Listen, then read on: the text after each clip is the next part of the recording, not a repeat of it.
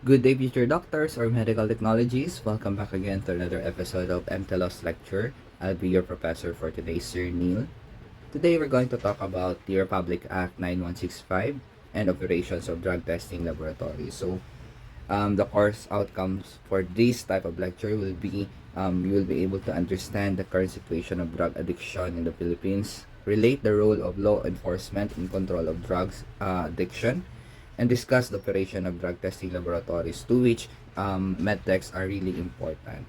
Okay, so let's start. What is RA 9165? So RA 9165 is also known as your Comprehensive Dangerous Drugs Act of 2002. Remember, since it was signed on 2002 by Gloria Macapagal Arroyo. So previously, it repealed, okay, the previous Republic Act 6425, or also known as the Dangerous Drugs Act of 1972. So noong 1972 guys, no, meron na tayong Dangerous Drugs Act, but this was further enhanced, okay, or further repealed by this Comprehensive Dangerous Drugs Act. So it covers more.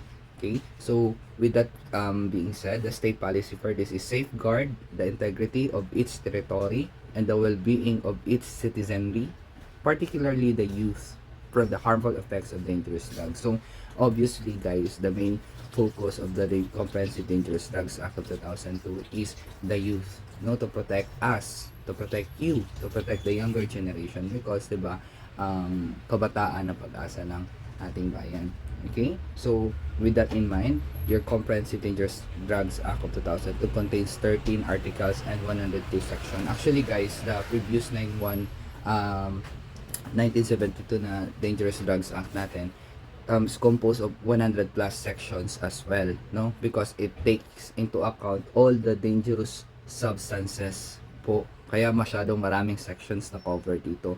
That's why if you aspire to become drug analyst in the future po, isa yan siya sa mga ginastadihan namin, okay, because may examination po sa para maging drug analyst. Okay, so we also have here the positivist and classical thinking in criminal law, no, mere user of illicit drugs as a victim that is used for reinformation and reintegration into society, stiffer penalties for drug traffickers, financiers, syndicates, and public officials involved in illicit drugs. Okay, we also have the integrated system of planning, implementation, and enforcement of anti-drug abuse policies, projects, and program. So ibig sabihin, if you're going to take a look at this particular slide, no, pasok dito not only yung mga user, no, they are considered as victims po, and magkaiba po yun sila sa mga traffickers ng drug talaga, no, yung mga nagpa-spread talaga ng drugs. Okay, so kapag user po tayo ng drug, no, there always hope na mabago pa ta, no, na we can undergo rehab, just like yung sila Baron Geisler, sila Jiro Manyo, di ba, they undergone rehab and now they're trying to get back on their feet, di ba. So magkaiba po ang sanctions or penalties sa mga ganun po. Okay, kasi there's always, meron pang chance talaga magbago. Okay, that was included here in 9165. Okay, so the current status of the drug abusers in 2019, there were 5,237 admissions in treatment and rehab facilities. Of course naman, because during this time, ang president natin would be none other than our Digong, diba? So when Digong became the president last 2016, one of his major campaign was the war on drugs. Okay? Kasi alam talaga ni Digong na talamak na droga sa Pilipinas. Okay, so yan yung pinaka main niya. So that's why meron tayong mga Oplan Tokhang, to which pinapa-identify lahat ng addict, lahat ng mga abusers, users, traffickers na para yung mga users, they will be subjected to rehabilitation, and then yung mga traffickers, I don't know what happened to them. Some of them died during shootouts and some of them were put in jail. Okay, so isa talaga yun sa main na pinaano talaga ni Digong implement. Okay, so let's move on sa dominant drugs in the Philippine market. So, ito siya guys, no, yung um, mga bagay na hate ni Digong. Okay, isa-isay natin sila. We have the methamphetamine hydrochloride or also known as your shabu. Other name niya, poor man's cocaine. The S, the shabs, siopaw, sha, ice. Gidaga na siyang name guys, no? So, it is a white odorless crystal powder with a bitter numbing taste. It may be ingested, inhaled, sniffed, injected, or smoked. Okay, so alam ko as a youth or bilang bata po, bilang as a student, marami tayong curiosity, di ba? Mataas ang ating curiosity, but hangyo lang guys, no? Huwag nyo nang subukan. Masisira ang buhay nyo. Promise. Okay? So, so again, it can cause anxiety, irritability, irrational behavior. And if you are a long time user, it can cause psychosis, difficulty in concentrating, and formication, or yung parang feeling mo merong tawag yan, kumakamang sa ano mo, sa katawan mo na something na itchy, yun, sensation of bugs, yung parang akala mo, di ba minsan naka-feel tayo yan guys, if marong nagagapang sa body natin na langgam or kanang uk-uk or unsa ba, di ba para sila parang itchy, ingana ang feeling pag if you are a long term user. That's why makita ninyo mga user ng shabu guys na like addict talaga, lagi silang kumakamot lalo na sa face area, no, kasi Makati kasi talaga daw yan. Okay, so let's move on sa next type of drug that is dominant here in the Philippines, the marijuana. It is also known as Mary Jane, MJ, joint, dope, pot, damu, or flower. No, it comes from the plant Cannabis sativa. No, it is smoked in pipes. It can be made into candy, taken as food, sniffed in powder, and it can also be used. It can also be incorporated. No, since nakalagay naman dito, taken as food in the form of cupcakes, in the form of kanang since as powder man po siya, pwede po siya ibutang sa, let's say, Lucky Me, yung mga soup, yeah, pwede po talaga yan siya, no? So, in the Philippines, it is the dominant drug po and it is illegal. In some other countries, it is legal to use marijuana because it comes from a plant man daw good. Okay? It causes fast heartbeat, bloodshot eyes, dry mouth. Okay? If it is used early on, no, it can be used as a stimulant. Doon kapag like new user ka talaga ng marijuana, it acts as a stimulant, but later on, no, it becomes a depressant. Yung parang wala lang, luya ka, wala kang gana, no, compared mo sa stimulant na high ka, active, hyperactive. Kapag longer no, user na marijuana, it acts as a depressant na like yung chill na lang. Kung makita ninyo sila Snoop Dogg, 'di ba, parang magsalita sila normal na lang, yung chill na lang, yung parang laging katulugon, ingana, no? So it is detected in the lab by its metabolite, also known as your THC, the tetrahydrocannabinol, no? So yan yung metabolite na makita natin if you use the marijuana, no, whether you inhale it, no, you eat it, ingana, you smoke it, end product yan kasi i-process mo na ng body, the end product of it would be called THC. That THC is the metabolite detected in the urine. Okay? So let's move on sa next one, the ecstasy. Ito yung medyo expensive po.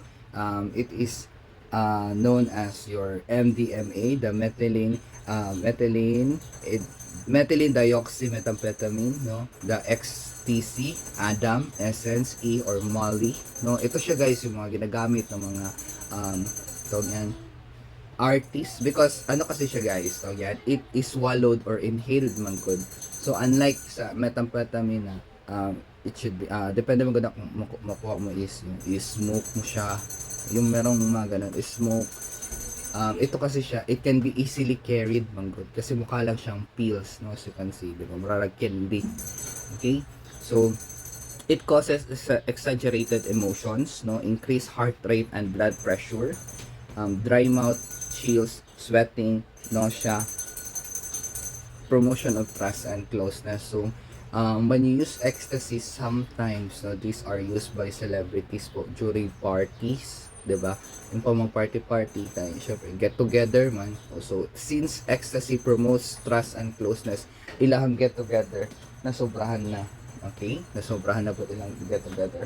One major example of this was the recent issue yung sa flight attendant, if you know, no, if you remember, yung kay Miss Dasera, 'di ba? So, ang nangyari doon is that meron silang party and there were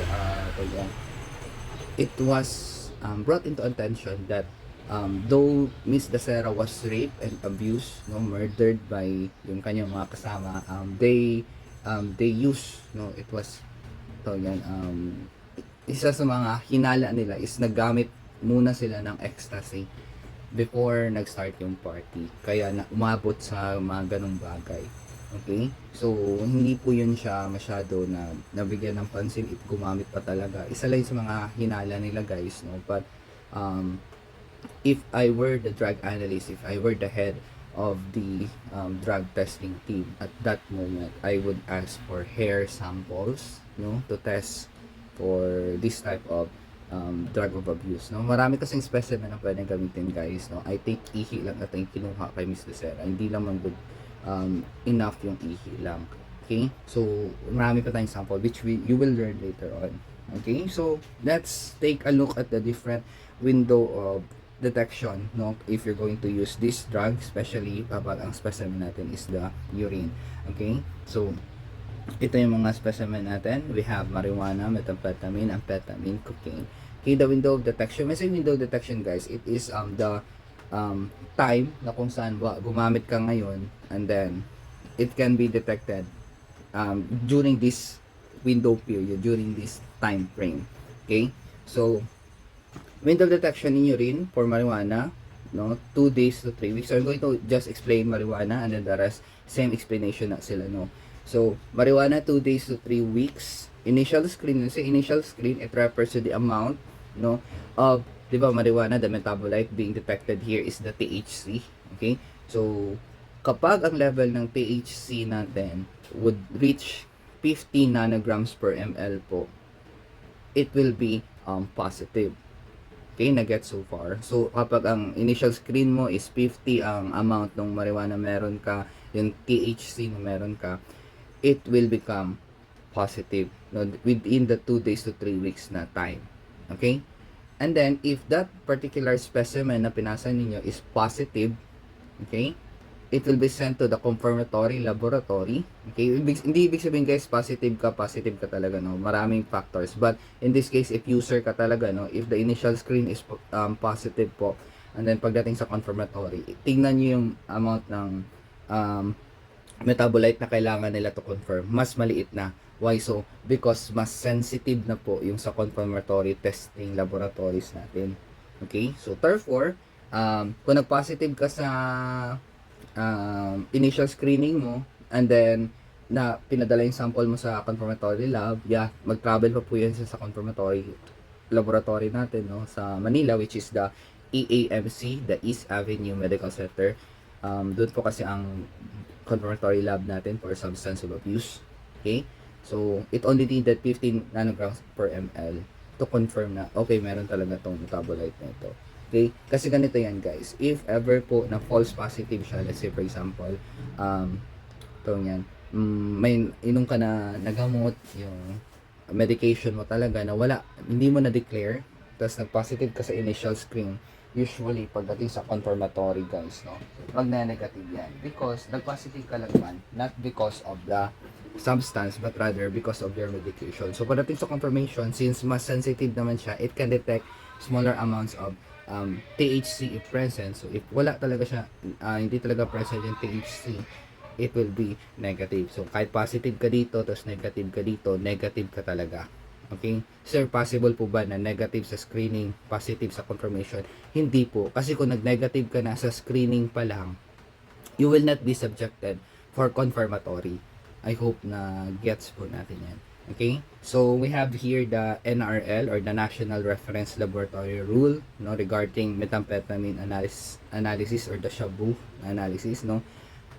Sabi dito guys, no, positive daw if the met level is greater than 250 nanogram per ml and amphetamine levels is greater than 100 nanogram per ml. Okay, so that is for the NRL rule. Okay, for the confirmatory. Okay, so I hope klaro po siya ha. Kapag sa NRL rule natin po sa National Reference Laboratory, kapag ang met levels natin is greater than 250 nanograms per ml, positive po yan siya. Okay, and ang amphetamine levels natin is greater than 100 nanograms per ml, positive din po yan siya. Okay, so let's move on sa mga sectors po, no? Private and labor sectors and LGU. Ito siya. So let's start with the drug-free workplace, no? So of course, sino ba naman yung tao na gusto ang katrabaho natin, yung workplace natin is kanang dominated by mga addict, diba? Hindi. No, we don't want that, guys. No, lahat na lang high. Diyos ko. Kasi may tabo sa tuwa. Okay, so here we promote drug-free workplace. So it was developed, no, promote and implement a national drug abuse prevention program in the workplace to be adopted by private companies with 10 or more employees. There will be a mandatory drafting and adoption of company policies against drug use in the workplace. So obviously, guys, SPC really adhere to this type of program because kaming mga employees po ng SPC, if hindi niyo alam, guys, no, kapag merong seminar for drug-free workplace, lahat kami wala nga kayong klase niyan or mga time na to, diba? So lahat kami nag-join talaga kami dito. Okay, aside from that, pinipili rin nila, okay, so randomize yung pagpili ng number of faculties and staff, no, na both teaching and non-teaching personnel to do the mandatory drug testing. Okay, so randomize po yun siya. Let's say sinabihan based sa population ng faculties na employees ng isang kumpanya, no, magbibigay ang ating PDEA ng number of employees na mag-conduct ng drug testing. Okay, so yun, so far in my 3 years po sa SPC, wala pa man ako nasali sa mag-drug testing, but I always join the seminar po kasi sa seminar not only it encourage or kada promote nila yung mga drug free workplace, it gives vital informations from it, guys, no, and updates regarding ano pa yung mga bagong substance of abuse. Okay, so isa yan siya.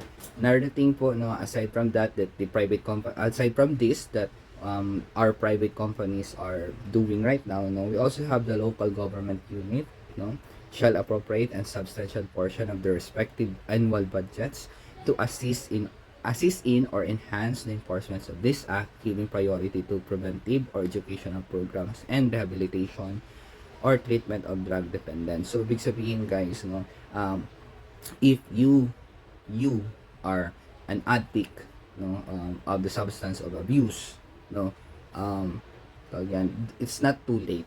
You can always go to our LGUs, no, they can help you undergo rehab, diba? They can give educational programs, no, alongside the rehab, no, kasi it's not too late talaga. Hindi pa talaga huli mabago, guys. Okay, hindi pa huli mabago, please do understand that. Okay, so yan yung trabaho ng LGUs natin. Meron portion sa budget po na annual budget na binibigay sa LGUs, no, para tulungan i-rehabilitate yung mga addicts natin. Okay, so pinaka best example ata nito na masabi ko sa inyo si Mr. Giro Manyo, no, si Magnifico. Okay, siya, guys, no, na aminado talaga siya, nalulung siya. But ngayon nasa LGU na siya, no, na doon siya na rehab for ilang years na rin. At the same time, doon na rin siya na tulong. Okay, sabi niya pa, wala daw sweldo pero at least medyo mas magaan yung pakiramdam niya kasi nga matagal na siyang malinis, no, ilang taon natin na malinis siya. Okay, so we also have here a term known as the public nuisance. Okay, this is refers to any place or premises which has been used on 2 or more occasions as the site of unlawful sale or delivery of dangerous drugs. Okay, so ito sila, guys, is yung mismong lugar na kung saan talamak ang bentahan ng droga. So I can't give example, hindi ako pwede magbigay ng mga example ng lugar na to, but I've seen situations, I've seen places like this, no, before, kung saan grabe ang mga nakapaligid ng mga tao kay pula ang mata, mga addict talaga sila guys, no. So it is considered a public nuisance. Okay, so here, there will be prohibiting the conduct, operation, or maintenance of any business or activities on the premises. So, if you notice, no, particularly, let's say for example, ako, at that moment, no, if only, if only I've been lectured on MP laws, better by my professors, no, I would know better na if may makita akong public nuisance po, I can contact the local government unit because they are the ones who will prohibit yung pagconduct sa public nuisance na yun, the operation of it, diba? And then the maintenance of any business activities. Para maayos ba? Let's say for example, if na only naka-attend na talaga ako ng mga good MTLS lectures natin, I would know better. So kayo, ngayon, I'm telling you po, if may makita kayong mga ganitong instances sa lugar ninyo guys, no, dili jud mo mosulong. Dili mo mosulong na, hoy, adik, dili mo mag-ingana guys, no, dili mo pakihiro-hiro. What you can do is that you can go to the local government unit and then inform them of a public nuisance na na-observe ninyo. And then the local government unit will be the one to act. Okay? Hindi kayo. Okay? Mag-inform lang mo. Pero dili ka mo mag-act. Okay? So, I hope this is understandable po, no? So, please be good citizens po. Okay? So, let's move on to the program for treatment and rehabilitation. So, gaya na sinabi ko, guys, no, it's not really late to change. Okay? So, in line with this, no, since sabi nila, change always starts within us, no, within you, within yourselves. Okay? So, that's why we have voluntary submission. This refers to a drug dependent or drug user that apply for treatment and rehabilitation for drug dependency. Okay, so rehabilitation period is not less than 6 months and not more than 1 year. No, appraisal of further confinement must be done after. So after ma-evaluate let's say for example, meron tayong kakilang addict, no, na pinapunta natin to have him undergo rehab. Okay, so it usually not less than 6 months po, guys, no, 3 months to 4 months, no, dyan sila mag-undergo ng rehab. Okay, and then pero if masobrahan po, if it's not enough, no, it should not be more than 1 year po. Okay, but if hindi pa talaga enough, like for example yung in the case of Jiro Manyo po, since hindi talaga alam niya sa sarili niya na hindi pa enough yung kanyang rehabilitation, so nagkaroon siya ng further confinement. Okay, so after care and follow-up program for at least 8-10 months after discharge. So after ng rehabilitation procedure po, na rehabilitation program, no, na undergo mo for let's say 3 months lang, there will be an aftercare and follow-up program for at least 18 months. So as you can see guys, no, yung trabaho ng LGUs natin, no, they should be very good in conducting this program, because ang gagawin mo kasi dito, you will try to convince that person that nag-undergo ng substance of abuse for a very long time, no, you're trying to make change within. So mahirap yun na trabaho guys, no, dili jud ta maka-convince na yun. Lisod magani mag-convince akong students na walay mo absent kahit kaisa. So how much more this type of situation na kung wala talaga silang pake, di ba? Kasi isipin nyo guys, no, kahit na 100 yung magpa-rehab po, kung walang paki ang LGU or yung mga rehabilitation center sa well-being ng mga nagpa-rehab na yan, kung ang paningin pa rin nila is ay addict yan, hindi yan magbago. Basta addict, forever addict. Kung ganun ang mindset ng mga tao dyan sa rehabilitation center, I don't think it will be effective. But since those people who are in the LGUs, who are in the rehabilitation centers, are very good, no, in understanding, no, the need, the cry for help of these drug users po before, I think it will make it much more effective po talaga. Okay, kaya ganun yung qualities dapat if you were employed in the rehabilitation center. That's why saludo jud ko sa mga tao sa rehabilitation center. Hindi madali ang trabaho nila guys, no. So kayo, wag na lang kayo mag-addict guys, no. Ayaw na lang jud, wag niyo nang subukan, masisira ang buhay niyo. Okay? So we also have yung ating since 'di ba you will be labeled as a drug user, as a drug trafficker, as such, no, by these people, no, the dangerous drugs board. Okay, these are the policy making and strategy formulating body in the planning and formulation of policies and programs on drug prevention and control. So yung mga LGUs natin, no, na in the Rehabilitation Center, they follow the same programs that are set by the dangerous drug boards. Okay? So yung mga seminars sa drug-free workplace, yung mga ganun, lahat yan, it follows the programs implemented, no, formulated by your dangerous drug boards. Okay, so remember po, we have 17 members. Okay, 17 in total. 3 permanent members, 12 ex officio, and 2 regular members. Okay, so 3 permanent members natin, no, will consist of 1 chairman and 2 members. Okay, 1 chairman and 2 members.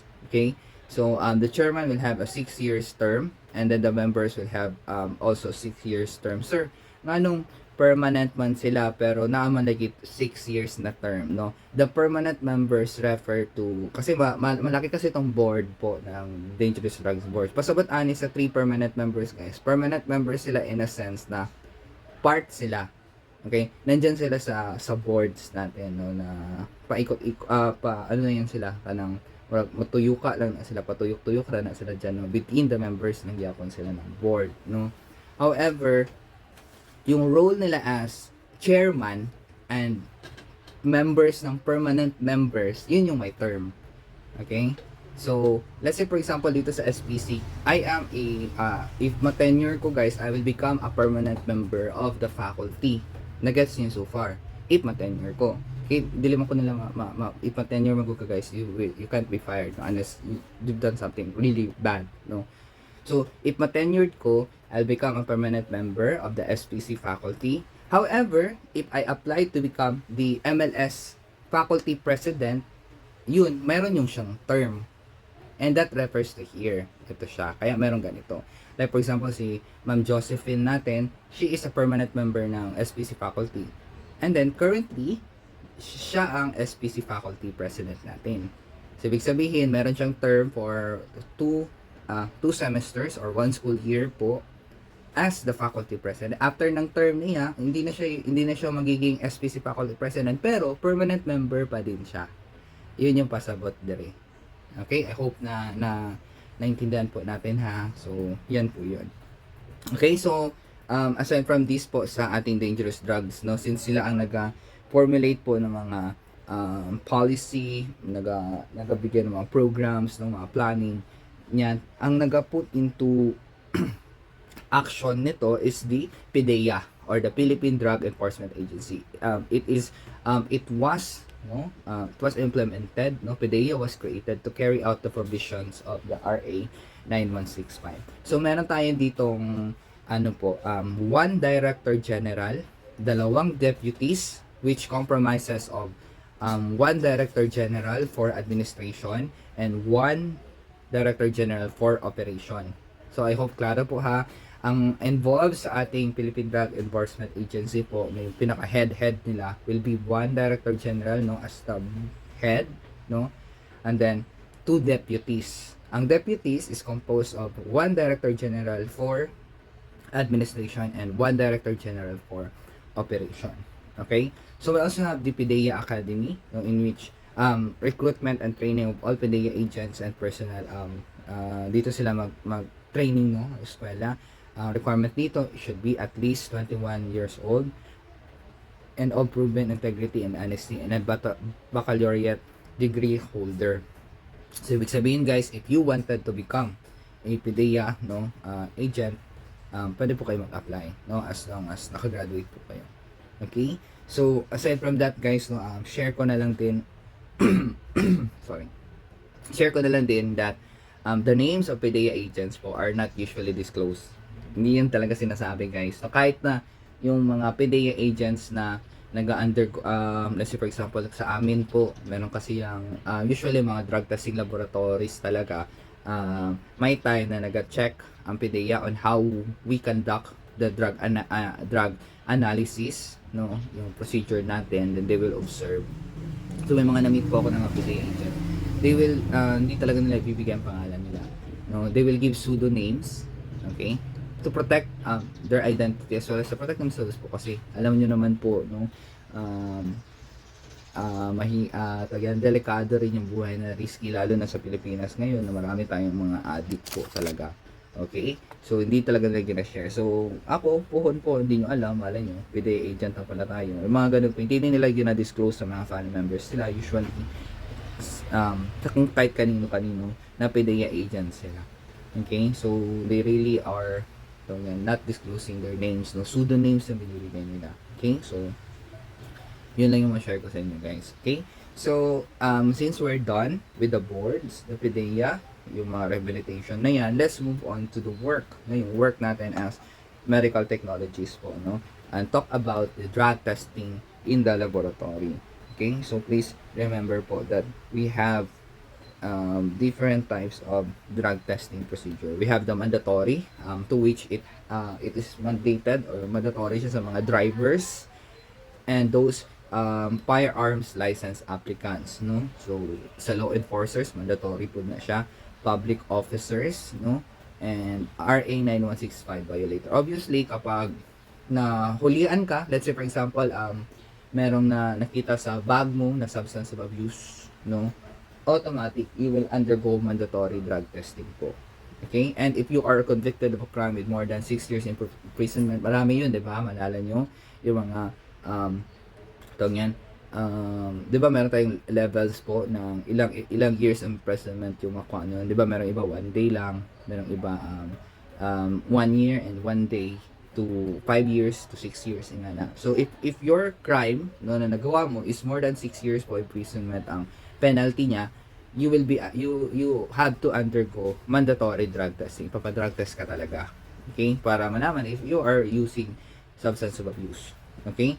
So tawag yan, ang mandatory po na drug testing, guys, kay ano siya, tawag yan, usually tawag yan, naghahanap sila ng partner laboratories, no, yung tawag yan, naghahanap sila ng licensed drug testing laboratories, no, na ma-partner ng isang agency, for example sa SPC, no, wag dala sa PNP. So ang PNP itself, meron talaga silang drug testing laboratories na own. Pero let's say for example, mga driving school, meron yun sila mga partner ng mga drug testing laboratories na para doon na lang nila ipasa yung mga kliyente nila, since all drivers man are mandatory to undergo drug testing, diba? So, ang gusto ko bigyan ng pansin dito is itong RA 9165 violator. When can you say na violator ka? Una, if you carry substance of abuse. No, if you carry but not use it, you can be considered a drug trafficker ng good. Kasi, bakit ka nagadala? Be it, baka ibenta mo, gabitin mo. Yung ganun, good guys. So, isa sa mga new fear unlock na ko sa una, no, when I was bago pa sa Davao, guys, was that matakot ako na yung magpagala-gala sa city. Kasi, madali naman lagyan yung bag natin. Let's say, lagyan nila ng substance of abuse yung bag mo. Tapos, i-frame ka na, gumagamit ka, meron ka nun. Yung ganun. Diba? So, that is very delikado. Like, as in, mabuang dyan ko sa unang imana. But, since, naman si Digong, no, na nabawas-bawasan na yung mga ganun na ano. Pero, isa rin yun sa problem na face namin dati, na realize ko dati is that, since the war on drug is really, gabi naman good implementation. So, marami mga good police that time na yung gusto, maraming mahuli ng mga drug addicts. So, meron din iba, hindi lahat po, pero merong iba na ginagawa is that they plant, no, lalagyan nila yung bag ng mga normal na tao ng substance abuse, and they will tell them na nahuli nila na drug user or drug trafficker yung isang tao. Okay? But, ang best po dito is that meron kasi tayo mandatory drug testing. Kahit na nilagyan yung bag mo, let's say for example, ito, I'm just going to give you a tip na lang din ha. If nilagyan yung bag mo ng substance of abuse, let's say for example, ng isang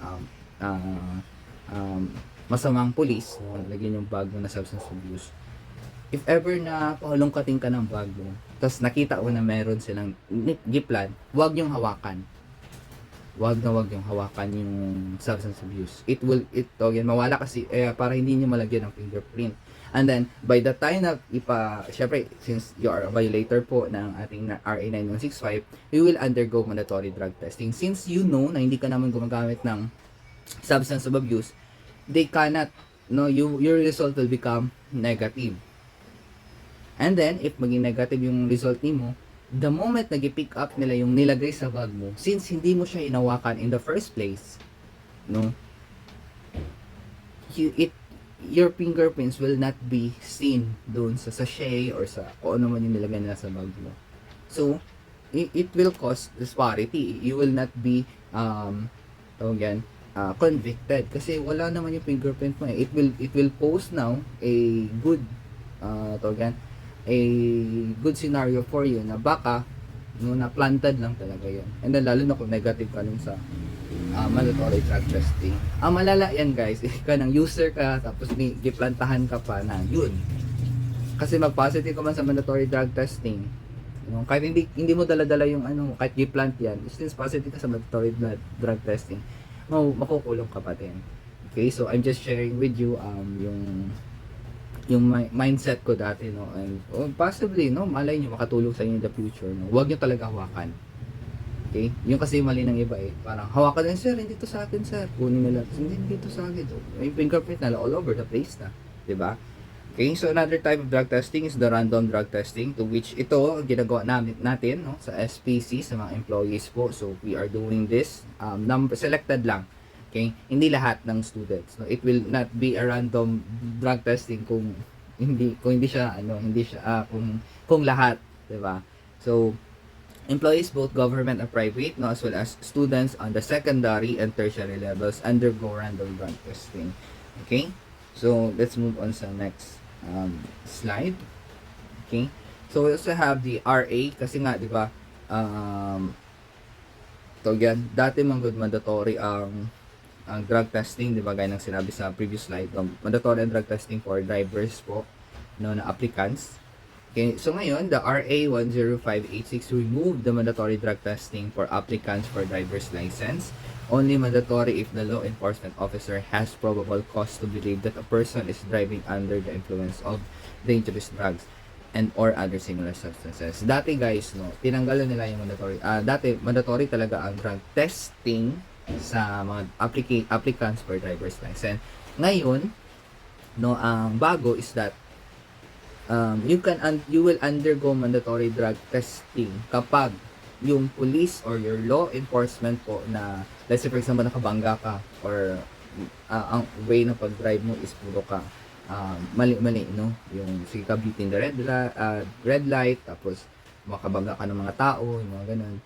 The law enforcement officer now can give an order for you to undergo mandatory drug testing. Kasi useless man good po guys if isipin niyo kung alam mo na applicant ka ng driver's license na mag-mandatory drug testing ka, you can prepare man good.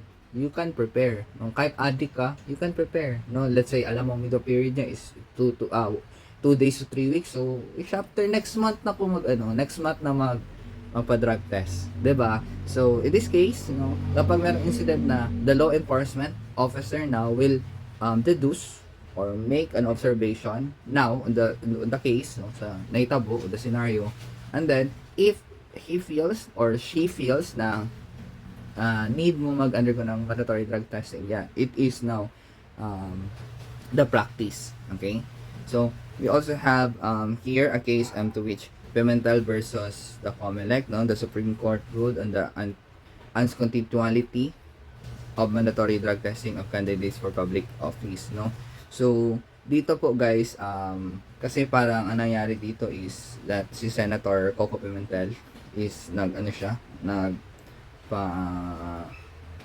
nag-push niya na dapat magkaroon ng mandatory drug testing yung mga candidates ng for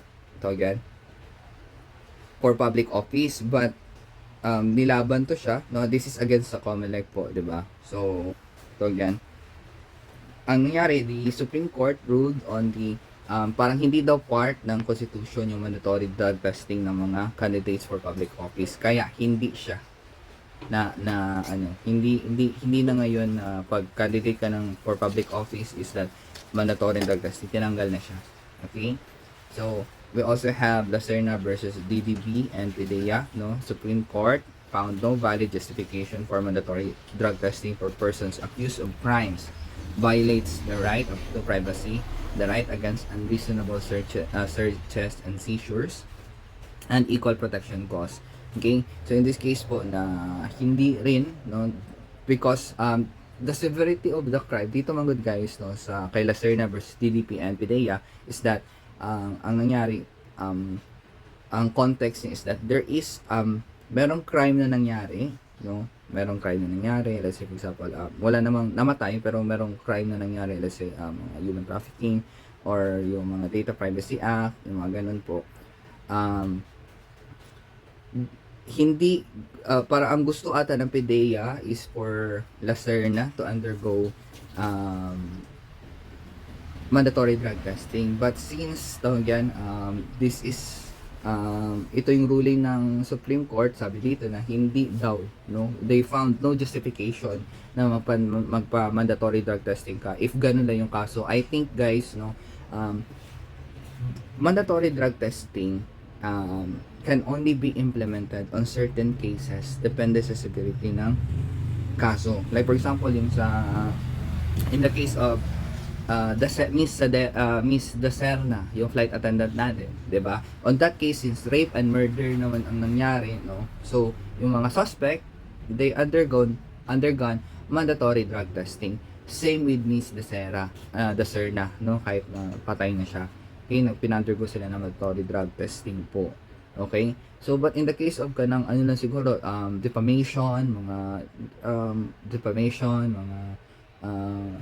ano sa ganung tawag ka ng musulod lang sa balay na dili sa mga trespassing ka naman but I think dili siya, ito yung gustong sabihin ng case na to, no. There is no valid justification for mandatory drug testing for persons accused of crimes, no, such as it violates the right to privacy, the right against unreasonable searches and seizures, and the equal protection clause. So ibig sabihin hindi siya guys, no, it depende po talaga. Mandatory drug testing is a case-to-case basis. Okay, so hindi siya guys, so implement if hindi siya pasok sa certain standards ng ating Supreme Court. Okay, so it can also be said vice versa, no, yung let's say for example ang PDEA ang nagkasong kay Miss or Mr. Lacerna, 'di ba? So, if si Lacerna, yung crime niya does not yung kanyang crime is hindi naman ganun ka heavy that needs for mandatory drug testing. At I think it can be pwede siya hindi ipagawa ng Supreme Court. Okay? So, let's move on to the drug testing facilities, no? So, remember po, guys, this one. Ang mga facilities, these are yung ating place to which the drug testing procedures occurs. Okay, for screening drug testing facility, no, only the screening. Remember, we have screening and confirmatory, right? So kapag screening lang po, it should be at least 20 square meters, no, na floor area po, with a 10 square meters working area. Okay, so yung buong laki ng inyong place should be 20 square meters na floor area. Tapos within that 20 square meters na floor area, you will allocate 10 square meters na working area. Okay? So, yun yung yun yung kanyang requirement, no? For confirmatory, since for confirmatory you needed bigger machines, no, to do the confirmatory testing, you need at least 60 square meters floor area with the 30 square meters working area. Okay? So, 60 and 30, 10, 20 and 10. Okay, for screening. Screening, 20 square meters floor area with at least with 10 square meters na working area. For confirmatory, 60 square meters floor area and 30 square meters na working area. And your confirmatory, your drug testing facility should accommodate or can accommodate at least 5 patients at one time, no, with hand washing area and toilet stalls. Okay, so that's why yung mga drug testing laboratory guys, makita nyo, no? Medyo dako-dako po sila. Okay? So, ayun, let's move on sa next slide natin, the specimen collection. Okay? So, it must be at the permanent drug testing facility, no? The collection of specimens should be done inside the facility. Okay? Inside the facility. Inside the facility. Except kapag meron tayong remote collection, no?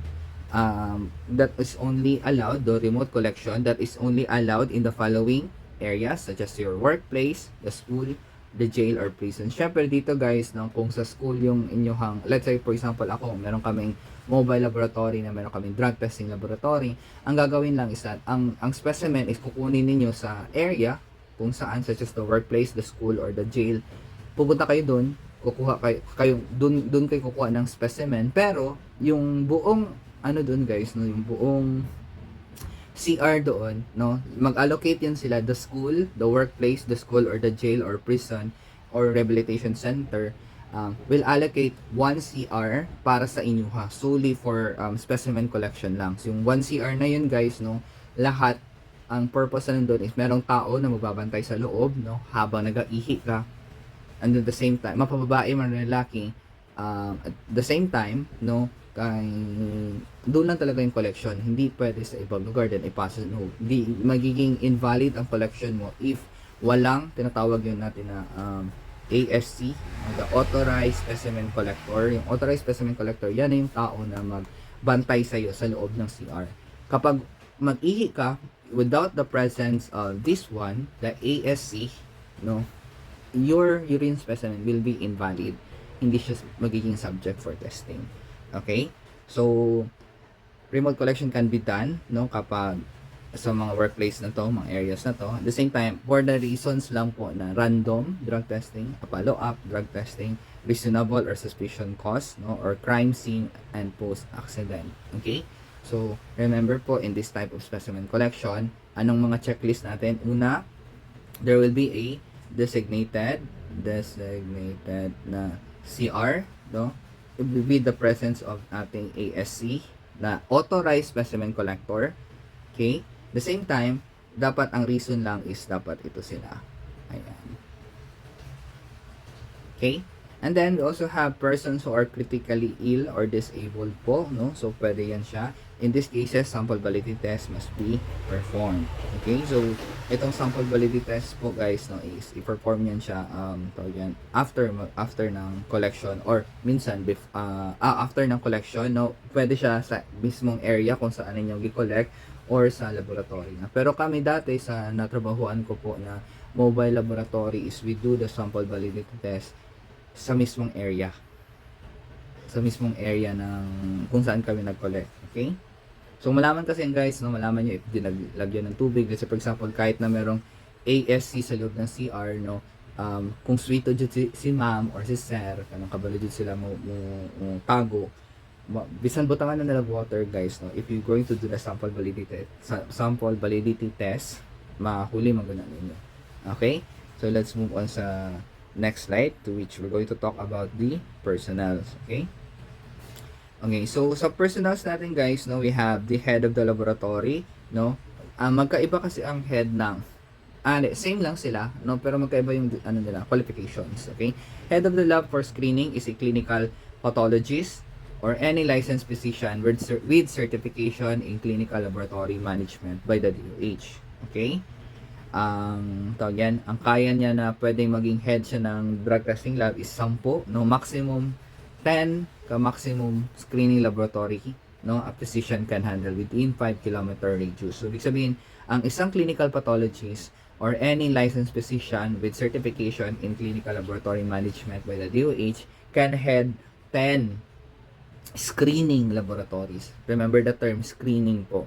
So, ang head ng laboratory na clinical pathologist or any licensed physicians, basta may certification lang ng CLM by the DOH, can head 10 clinical screening laboratories. Okay? Kapag sa confirmatory naman, ang head of the lab ng confirmatory, no, it can be a physician or a pathologist with 2 years experience in analytical toxicology.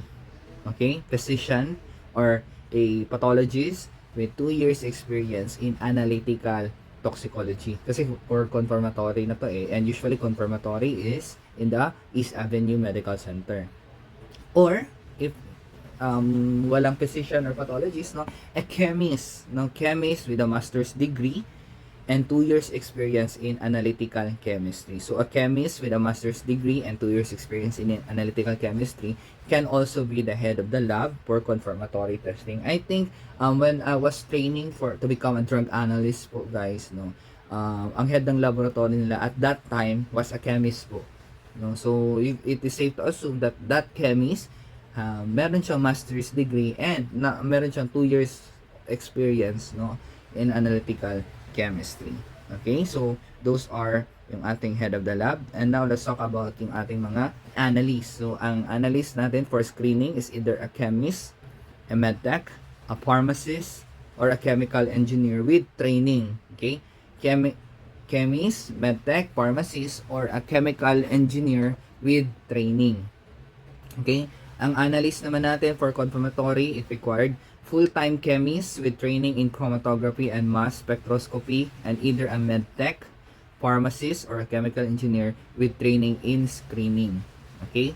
So, kapag confirmatory po na analyst, yung chemist natin dapat meron siyang training in chromatography and mass spectroscopy, no? Tapos, pwede ang medtech, pharmacist, or chemical engineer na merong training sa screening. Okay? So, the personnel verify chain of custody, perform tests, certify results, and perform the quality assurance. Okay? So, again, those are the analysts po. Ito yung sinasabi ko kanina ngayon for the ASC, the Authorized Specimen Collector. No? Ang trabaho nila, di ba sila yung sa CR? Tama? No, magbantay. No? Aside from that, they are the ones who will instruct, assist, and receive, and inspect the specimen. Okay? They will be the ones to receive, inspect the specimen. So actually guys, na yung mga drug testing laboratories, if nakapa-drug test na kayo, lahi dyan na sila CR. Pero ang best na CR should be, tawag yan, waterless. No? Dapat walang tubig. Or kung may tubig man, no, nilalagay yan siya ng bluing agent. Okay? Bluing agent. Para if magkuha ka ng tubig doon, maging color blue yung specimen, yung urine mo. Diba? So usually, nakatry ako dati ng CR na merong salamin sa taas. So, makita talaga lahat. No? While mag-ihi ka, walang matira sa'yo, makita lahat. Okay? So, those are for the personnel. So, if you can, so again, see here, no, the personnels natin will verify the chain of custody, perform test, certify results. So, let's talk about the chain of custody.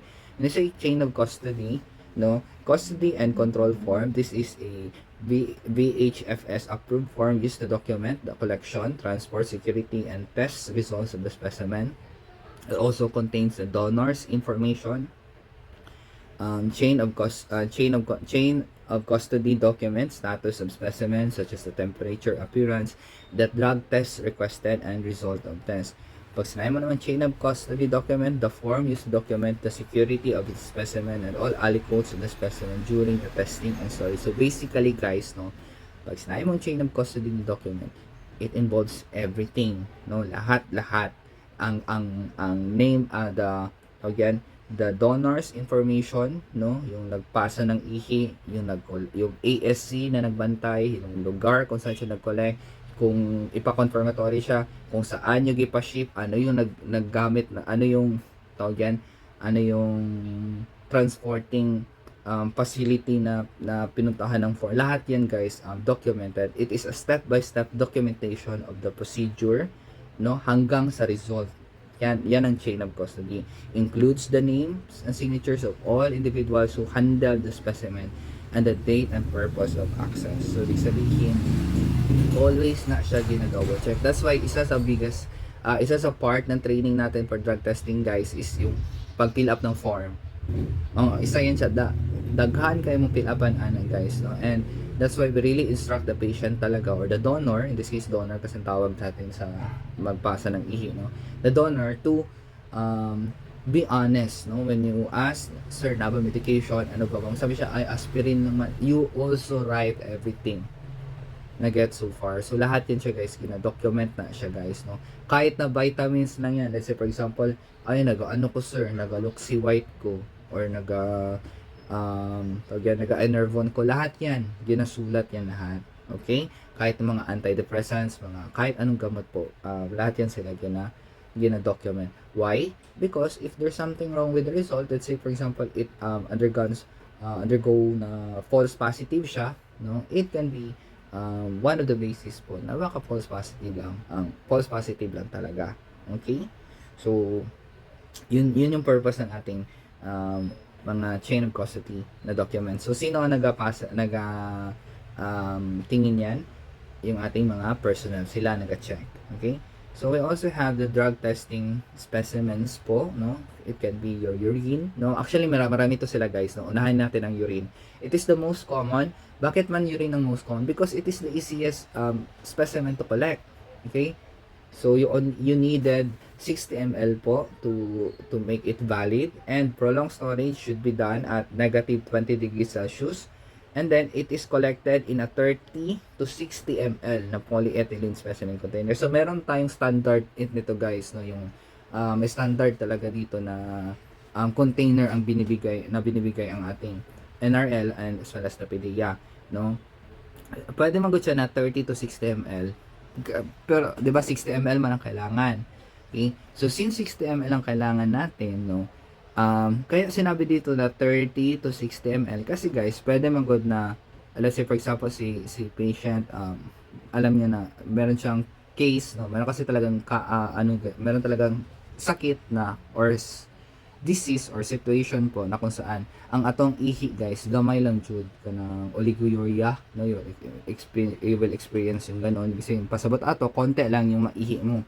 So kaya merong 13cc dito kasi pwede magod na dalawang ihian. Ang first ihi niya is 30 minutes, then ang next ihi niya after 1 hour another 30 minutes na naman. So 60 ml, another 30 ml na naman. So 60 ml siya. So that's why meron tayong ganito. No, so kami ginaano namin sila sir, sila ma'am, no, usually pag meron silang, syempre declare magud yan nila. So kapag the time na mag-collect na sila, you will give the appropriate container sa taong yan. Okay? So minsan ang laboratory din, wala sila yung isahan na 60 ml, so pwede niya bigyan ng dalawang 30 ml na container si madam or si sir, no? Hindi walang guys, no, hindi pwede yung 40 ml na container ibigay tapos 30 ml lang i-collect yan, dili guys, no. Siya 60 or 30 lang yun siya. Okay? So muna siya ang pasabot sa basta ang kailangan is 60 ml. Okay? So aside from the urine, no, saliva can also be used, no, to detect substance of abuse. 2 ml of saliva is collected in a 30 ml polyethylene specimen container. Okay? So 2 ml nga laway ang ipasa. Okay? So another thing po, basta remember that urine is the most common because it is the easiest one to collect. Okay? So another thing is the blood, no? It is the most expensive but it is the most accurate. Okay? So ang problem lang dito is there is no standardized procedure available. Okay? So that's why hindi siya gina-perform masyado. Accurate ang blood, oo. But dili pa magud siya standardized, guys, no? Ang nakita ko lang dati na collection for blood na drug testing po is that since 10 ml man ang kailangan kay patient, no, ang ginawa nila is that naglagay sila ng napakaraming blood sample sa iba't ibang anticoagulant na specimens or tubes na merong anticoagulant. So naglagay sila nakuha sila ng 10 ml sa patient tapos i-distribute nila evenly po sa mga tubes natin with anticoagulant. So naglagay sila sa 5 ml EDTA tapos another 5 ml naman na citrate. So yun yung nakita ko. That's why dili siya kayo gonna-perform kasi once again it is not wala pang standardized procedure. Okay? Ang sweat or pawis can also be used, no, for drug testing, no. It should be FDA approved sweat pouch that is worn within 1 to 2 weeks. Okay? For 1 to 2 weeks siya isusuot, then after that it will undergo testing na. Hair can also be used, no. That's why yung kay Miss Deser na case, guys, napakaraming specimen ang pwedeng gamitin, no. Since napatay naman yung victim, pwede po hair, gamitin lang hair. Okay? Because hair can also be used for drug testing po, no. So 100 milligrams of hair is used and then nilalagay siya sa 200 milligrams capacity self-sealing transparent plastic bag. It is expensive and tedious, no, but it detects chronic substance abuse. So ibig sabihin grabe niya reliable, no? Ano siya, tawag yan, maganda siya, no? Kadami-dami talaga na pwedeng gawin that time in the case of Miss Lacerna. Okay? So, since we know now the different drug testing specimen, di ba? So, 5 yun sila: hair, sweat, blood, saliva, and urine. Let's move on to the specimen handling. So, specimen handling, gaya na sinabi ko, since everything is well documented man, no? Specimen handling is observed, no? Specimen collection. So, ibig sabihin, titignan talaga ninyo ang pag-collect ng patient, no? It is to ensure the integrity of urine specimen, no? Coloring agents in toilet bowl are used. That's why sabi ko merong color blue or the bluing agent, no? Removal of necessary outer garments or body search. Ito lahat, guys, ASC ang magtrabaho nito, or pwede rin ang analyst, no? Washing and drying of hands prior to urination. Checking urine volume, temperature, color, and appearance. Labeling of the specimen, date and time collections, signature of the client, and then the ASC na nag-assist sa kanya, and specimen ID number. So, every specimen po is well documented, and then pinepermahan yan lahat, no, with marker. Okay?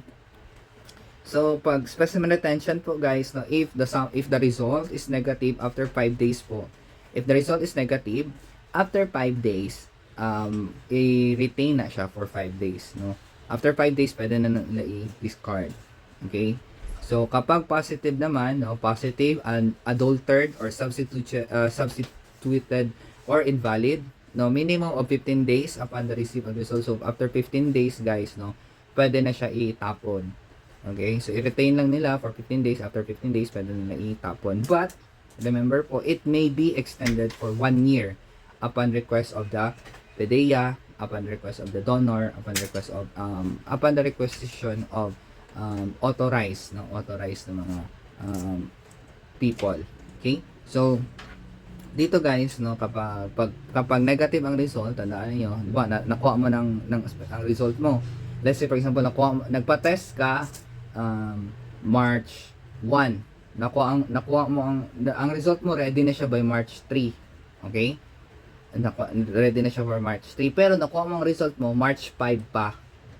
So, ibig sabihin, tas negative ang result, allowed lang sila itapon ang result, ang specimen mo March 10 pa. Kasi March 5 mo man nakuha. 'Di ba? 5 days after the receipt of the results. So, after ninyo ma-receive yung result ninyo, doon pa sila mag-start mag-count na dito na nila pwede ilabay ang sample. Okay? I hope na gets po siya, ha. Kahit March 1 ka nagpa-test, tapos March 3 nagkaroon ng result, kung March 5 mo pa kinuha, March 10 pa na siya ilabay kung negative. Ganun siya. Okay? So, kapag positive and adulterated po or substituted or invalid po yung ating result, no? After 15 days pa siya pwede ma-throw or kanang i-discard ng testing laboratories natin. Okay?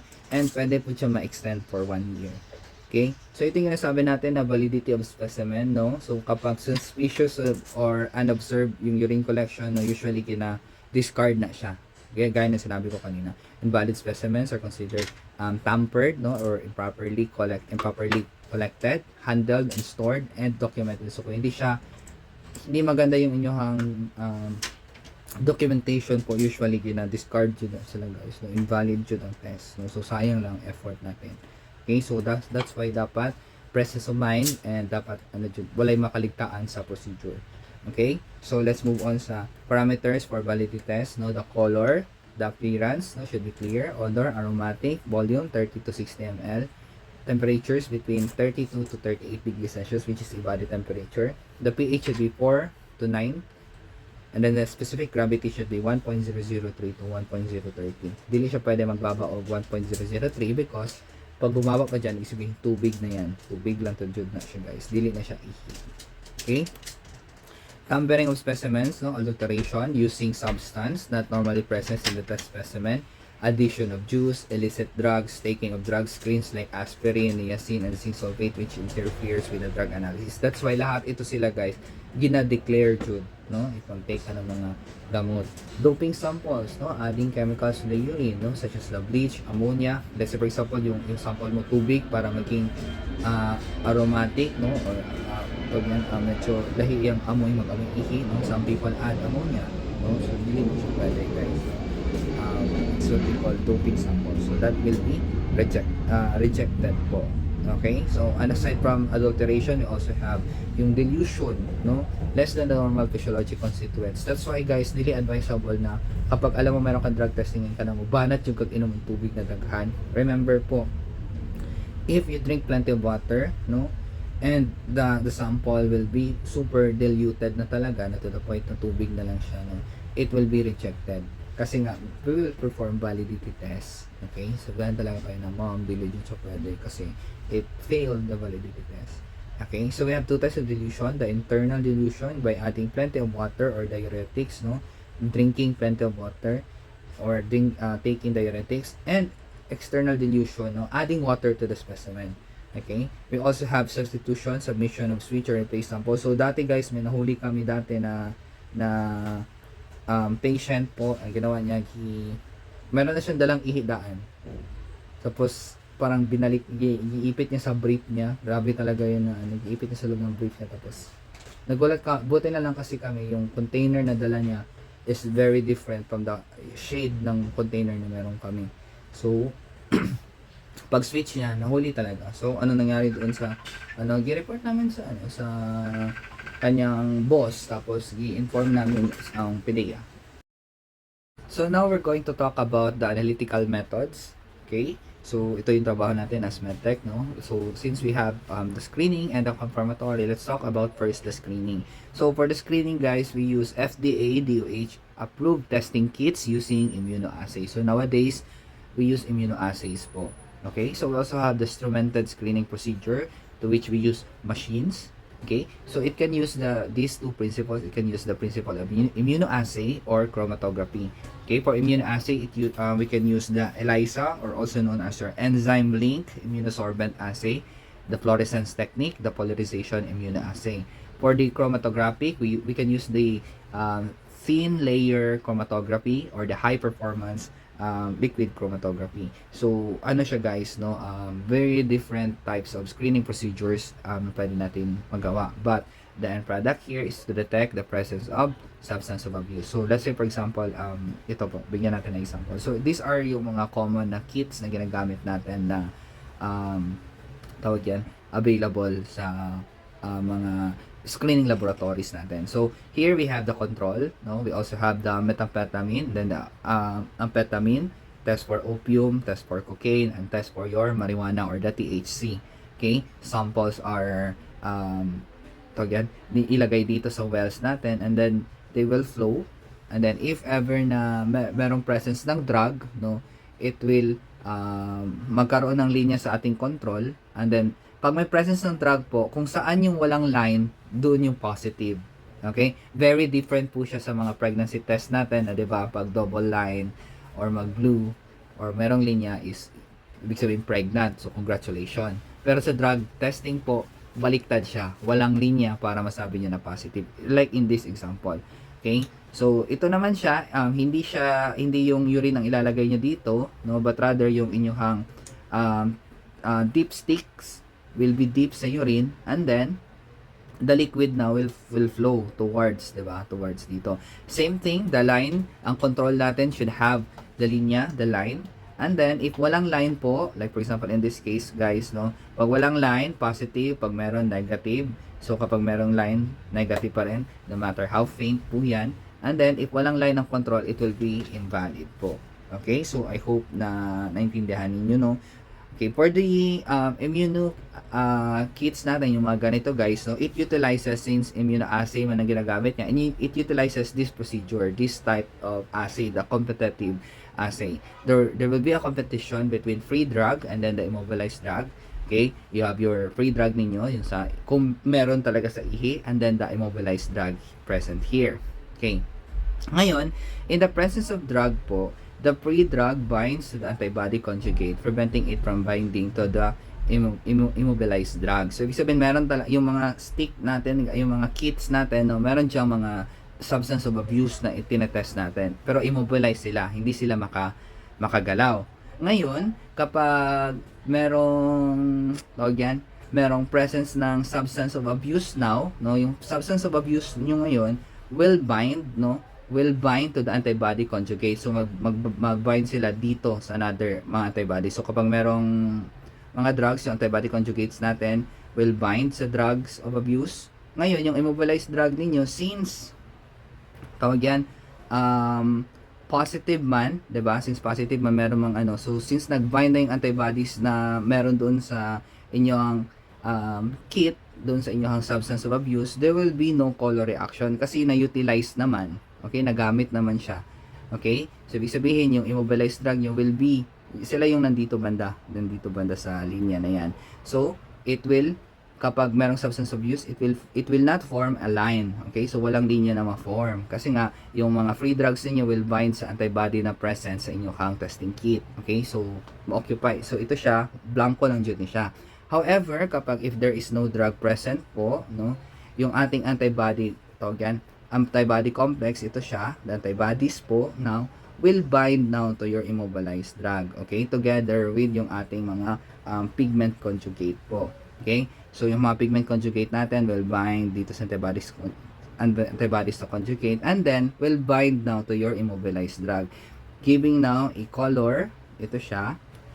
Kaya negative po yung result kapag walang free drug kasi walang makipag-compete sa inyong immobilized drug. Na-get so far? So, kapag positive po guys, no, yung ating reaction, let's say for example, ito yung ating free drug. Ayan. Ito yung ating immobilized drug. Nandyan sila, no, yung mga immobilized drug. Ngayon, meron tayong mga antibodies to conjugate. Ngayon, kapag positive, kapag meron ito siya, okay, kapag meron to siya, meron man kasi mga pigment conjugate or mga gold or mga colors na present sa kit natin that will bind, okay, will bind first ating antibody, yan, magbind siya dito, change natin, yan, magbind siya dito, and then now, ito siya, will bind now dun sa inyong substance of abuse, so magbind siya ngayon. So, kaya siya kaya hindi na sila magbind dito sa inyong immobilized drug kasi nga, ma-utilize na nito, nagamit niya na lahat, kaya siya walang color dito. Ngayon, in the event naman na negative si sir or si ma'am, no? So, ganun pa din, no? We have here yung ating antibodies, tapos meron tayong mga pigment color. Ang mangyari dyan now is that since itong antibodies niyo, it will not be attracted sa anything kasi wala mang presence ng substance of abuse, tama? So, mangyari ngayon, itong mga color natin, they will bind dito sa immobilized drug natin. Yan. Sila ngayon na magbigay ng color. Ayan. Kaya merong presence po ng ating color kapag negative result. So, very totally different po siya sa inyong pregnancy test. Okay? So, once again, pag walang line, positive. Pag merong line, negative. Okay? That is an example of a competitive assay po. Okay? So, let's now talk to the analytical methods for confirmatory. Okay, for confirmatory, we have the gold standard, the gas chromatography mass spectrometry, GCMS. So, this is a qualitative chemical characterization, quantitation, and determination of concentration of analysis. So, basically, guys, no, if mapansin niyo guys sa chart na table natin kanina, that for confirmatory testing, it requires lesser amount, di ba? Kasi mas sensitive siya po. Ang mangyari kasi dyan, guys, no, all your specimens now, pipiliin lang or kukunin lang yung mga analytes of choice natin. So, yung target analyte natin will be concentrated sa isang area using the vacuum system and then they will be detected. So, that's why mas sensitive po siya. Okay? Mas sensitive siya kasi nga, bisan, unsa kapgamay ang presence ng substance of abuse dyan, no? It will be separated, manggod, no? It will be separated and then it will be concentrated and then detected. Okay? Mag-quantitate po siya kung sa kadaghan ang substance of abuse na presence. That's why up until now, your gas chromatography mass spectrometry is still the gold standard for confirmatory for the substance of abuse. Okay? So we also have yung tinatawag natin na screening test is done, no, whether there is a presence of absence of a drug, no, presumptive positive at above the cutoff level. So kapag ang result natin, 'di ba? Alam naman niyo sa screening test, it uses yung ating mga immunoassay.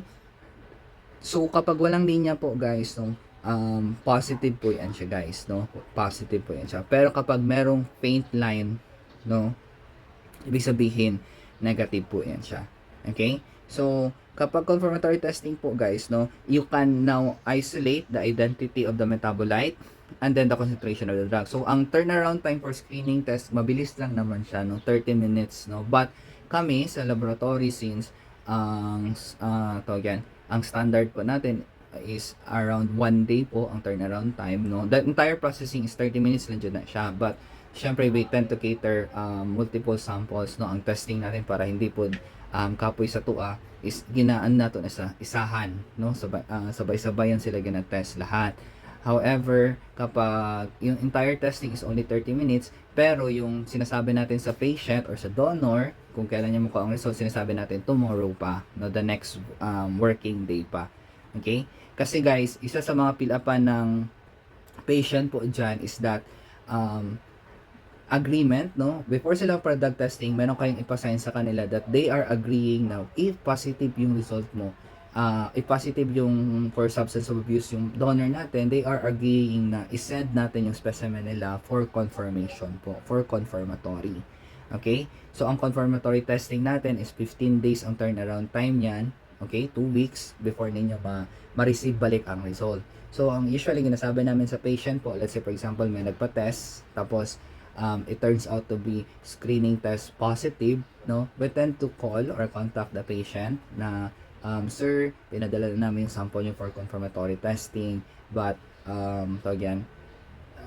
rest assured po na kanang if ever na it does not mean na positive ka for screening is positive ka sir, no.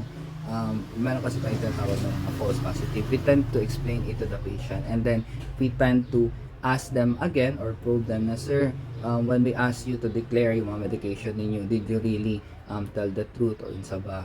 So usually kana na mga time pa sila mag ay naman ko'y gamot or ano. Pero it's too naman good, it's too late na, pero we tend to collect the data that we can from the patient, then we tend to send it alongside, no, the sample, no, we email to the EAMC na ito yung result, ito yung mga current medication, nag-lie pala si patient regarding this and that. Okay? So, but in the event po talaga, usually guys, no, meron ako dating kilala na na-encounter ng mga patient po na nagpa-screening test sila sa amin, positive sila. Tapos ginawa nila, hindi na sila bumalik. Yes, meron mga ganun na patient. So, yun yung mga ganun na cases guys, no, dili ninyo sila hayaan na ninyo. Kasi ang mangyari kasi dyan guys, no, they cannot undergo drug testing again kasi nga meron pa silang pending na positive sa inyong system. Kasi yung system ng drug testing po, the IDTOMIS is kasi siya, network ng siya na accessible sa buong Pilipinas. So ibig sabihin, kahit na nagpositive siya sa laboratory niya, tapos nagpa-laboratory siya sa ibang, nagpa-drug test na naman siya sa ibang laboratory, hindi siya pwedeng ma-test. So mangyari diyan, need niya muna kunin yung results sa inyo ha, before siya makapatest sa ibang lugar. And then if ever na positive po yung patient po for substance of abuse, we tend to call the employer, the PDEA, and we endorse the patient, no, we tend to endorse the patient sa PDEA. Okay? Naka-encounter din ako dati guys na nagpa-drug test siya sa amin. Ayun na, nakabayad na siya, ready na siya mag-drug test. Tapos yung time na i-log in na namin na record niya sa IDTOMIS, positive pala siya sa previous laboratory. So ang ginawa namin, we inform the previous lab na ganun, na nandito siya, tapos yung previous lab na nag-contact sa PDEA.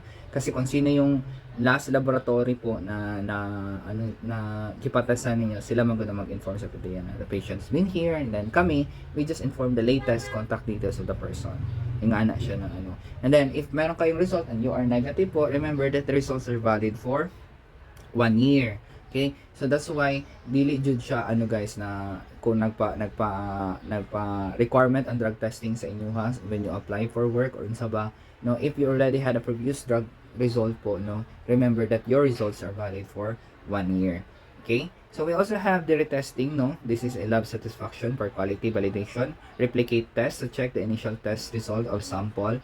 And then we also have the challenge test. Okay, challenge test, it replicates test when confirmatory results are legally questions. Complainant will pay the test fee. So, mangyari dito guys, ganito.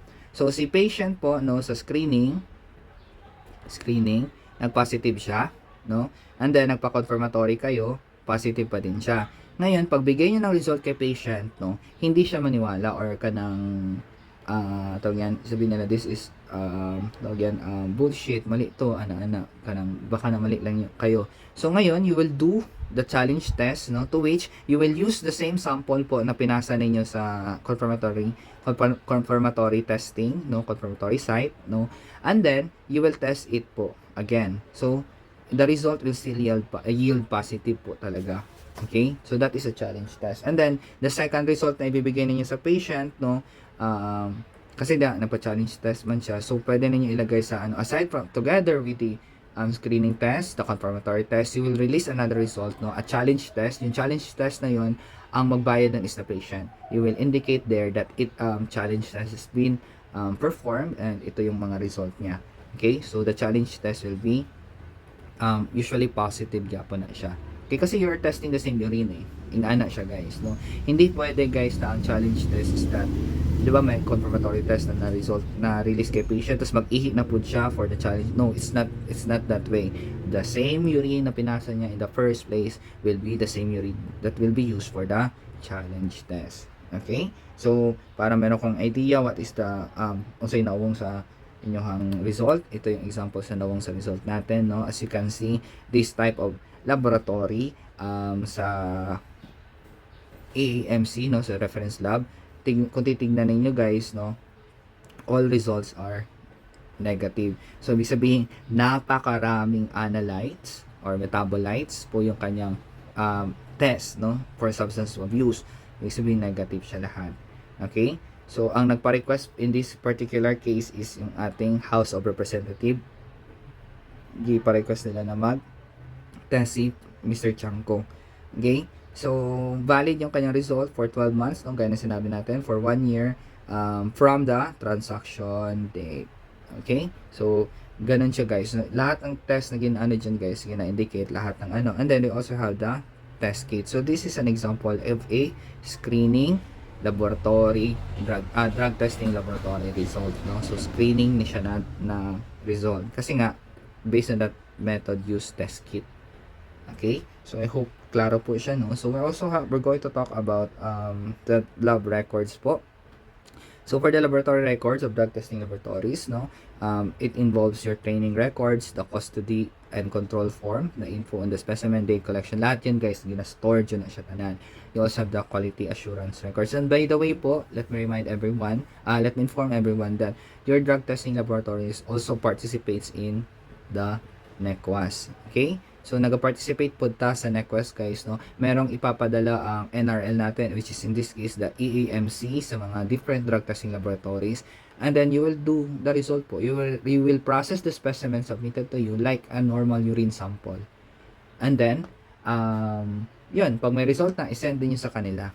And then, it will give you a validity po, no? So, pag good standing yung NECWAS ninyo, you will not be closed down, but rather, you will be allowed to continue to operate. But once again, meron din yan tayong tinatawag na license, no, to operate. So our license validity for screening lab is 1 year. So yearly na siya gina-renew. For confirmatory lab is 2 years po.